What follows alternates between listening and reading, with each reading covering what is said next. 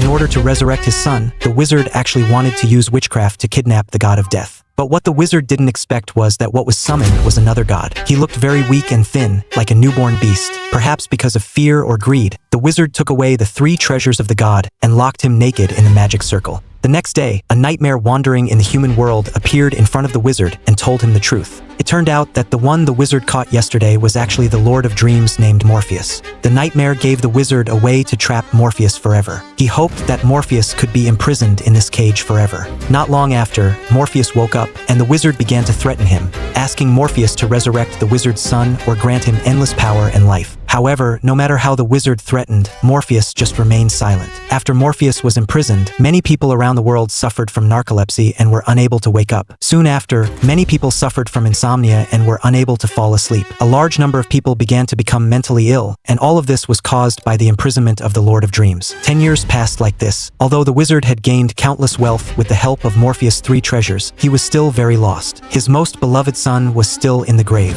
The wizard took out his anger on his second son. When his lover became pregnant with his 3rd child, the wizard forced her to have an abortion. The lover saw through the wizard's selfishness and indifference, so she stole Morpheus's 3 treasures. The desperate wizard ran to Morpheus and lost his temper, asking him why he refused to give in. He also got furious at his second son, who came to comfort him, until the wizard accidentally hit the glass during the argument and died on the spot. The second son also had mixed feelings towards Morpheus. He told Morpheus, "If you promise not to hurt me, I will let you go." But Morpheus remained silent because the young man in front of him had once shot and killed Morpheus' servant in order to gain a little recognition from his father. No matter what, he would not compromise. Nearly 100 years passed, and Morpheus remained silent. The young second son turned into a white-haired old man. This was the last time he came to talk to Morpheus. Just as he left, the wheelchair cut through the formation that imprisoned Morpheus. Just this small gap meant the arrival of freedom. When Morpheus looked at the guard, he was put into a dream in just a moment. There was a sunny beach and beauties in swimsuits. The guard was about to enjoy it, but suddenly the beauty disappeared and was replaced by Morpheus.